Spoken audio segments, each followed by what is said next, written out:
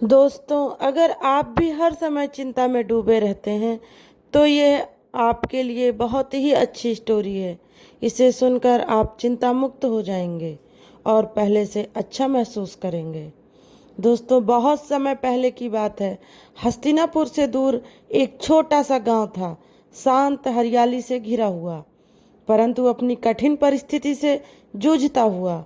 वहीं एक ब्राह्मण निवास करता था। नाम था शिवदत्त।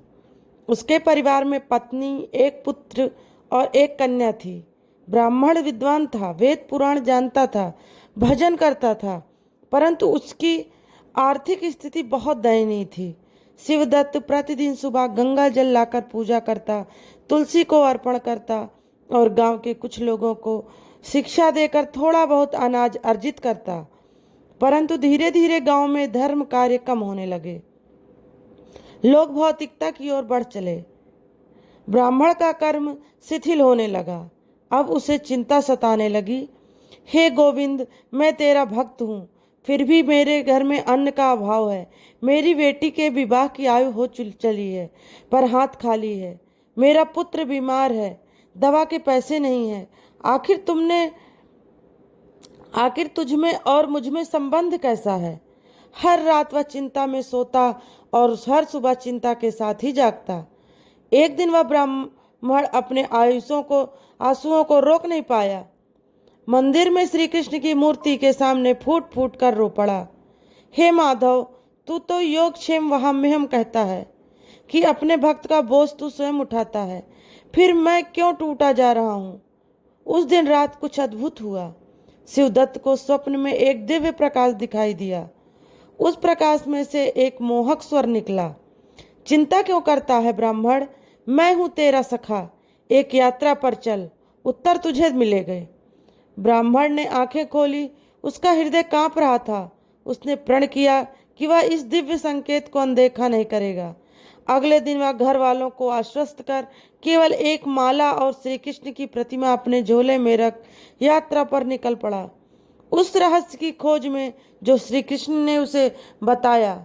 शिवदत्त अपनी चिंता के बोझ के लिए हुए यात्रा पर निकल पड़ा। मार्ग में वह केवल एक ही मंत्र दोहराता, हे कृष्ण, मेरी चिंता तेरी है, अब तू ही रास्ता दिखा।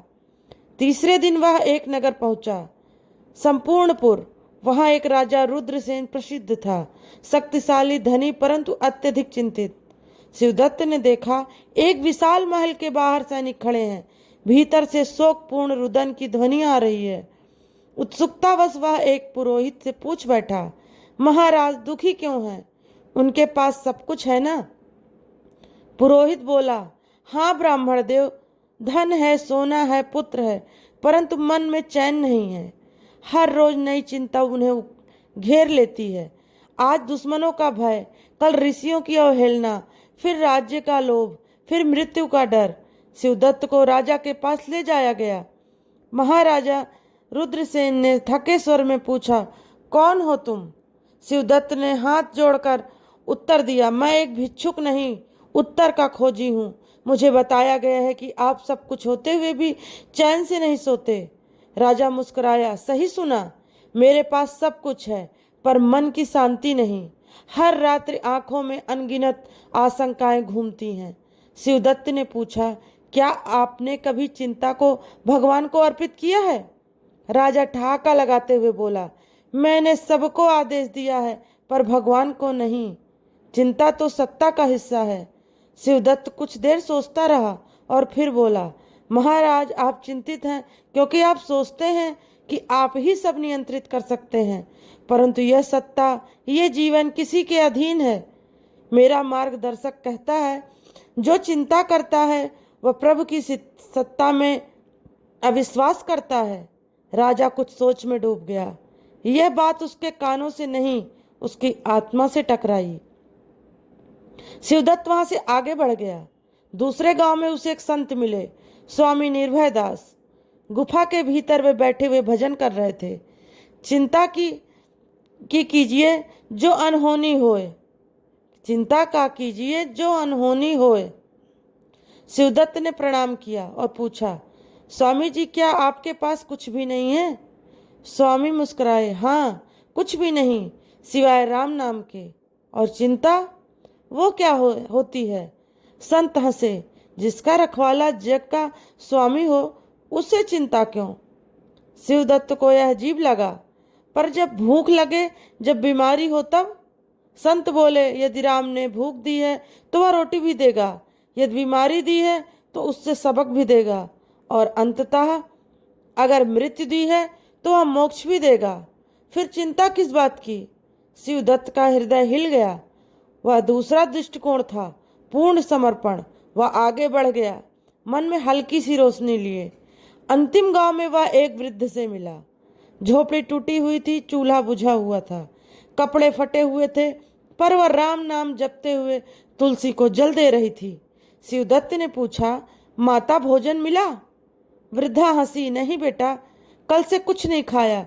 पर चिंता नहीं, राम जी की मर्जी, जब देना होगा देंगे।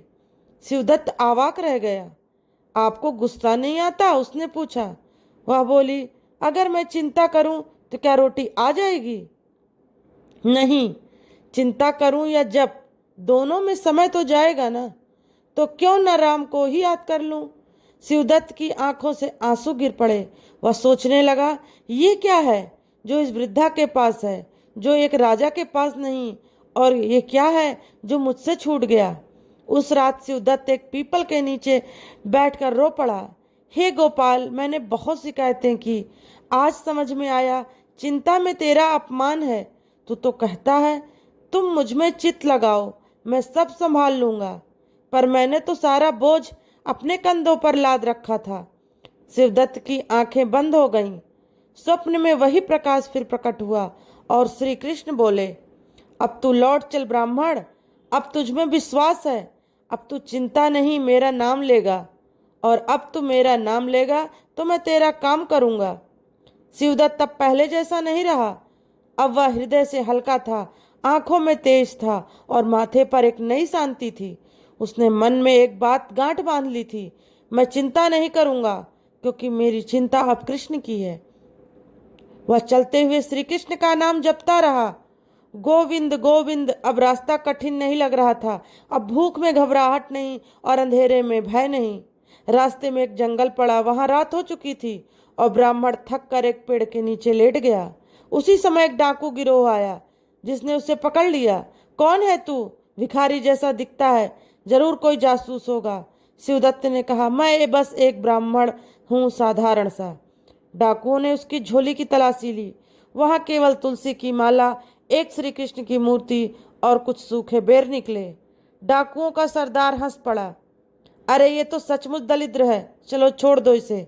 जाते जाते एक डाकू ने कहा, बाबा चिंता मत करना, भगवान बचाएगा। शिवदत्त मुस्कुराया, अब मुझे चिंता नहीं करनी। जब वह गांव पहुंचा तो उसका घर अब भी वैसा ही टूटा फूटा था। पत्नी उसे देखकर रो पड़ी, तुम कहाँ चले गए थे?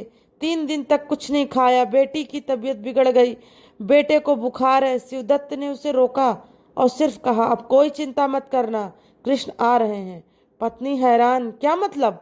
जिसने संसार बनाया है वो भूख और बुखार भी मिटा सकता है, आज से चिंता उसकी, सेवा हमारी। उस रात सब ने एक साथ बैठकर हरि नाम लिया। भूख तो थी पर मन में विश्वास भी था।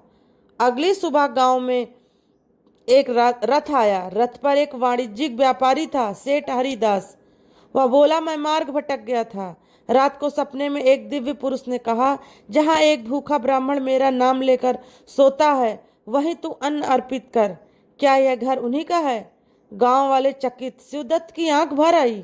सेठ ने अन्न, वस्त्र, औषधियां और कन्या के विवाह हेतु 100 स्वर्ण मुद्राएं भेंट की। शिवदत्त हाथ जोड़कर बोला, हे गोपाल, जब मैं चिंता करता था तब कुछ नहीं था, आज मैंने केवल तुझे याद किया और तू स्वयं चलकर आ गया। उस दिन से शिवदत्त का जीवन बदल गया। वह पहले से भी अधिक सेवा में लग गया, पर अब बिना चिंता के रोज वह बच्चों को पढ़ाता, गांव वालों को श्रीमद् भागवत सुनाता और कहता, चिंता करने से कुछ नहीं बदलता, पर भगवान को सौंप देने से सब कुछ बदल जाता है। गांव वालों ने भी उसमें बदलाव देखा और धीरे धीरे पूरा गांव हरि नाम में लग गया। तो दोस्तों, कहानी का सार और संदेश ये है कि जिसे चिंता सताती है वह उस ईश्वर पर विश्वास नहीं करता जिसने संपूर्ण ब्रह्मांड रचा। जब हम चिंता छोड़ते हैं तब प्रभु प्रवेश करते हैं। जो ज़्यादा चिंता करते हैं उन्हें शिवदत्त की ये कहानी जरूर सुननी चाहिए। तो दोस्तों, आपको हमारी ये कहानी कैसी लगी प्लीज़ कमेंट करके ज़रूर बताइएगा, और अगर अच्छी लगी हो तो लाइक और शेयर करना ना भूलिएगा।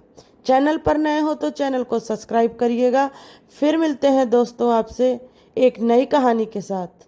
तब तक के लिए दोस्तों, जय श्री राम।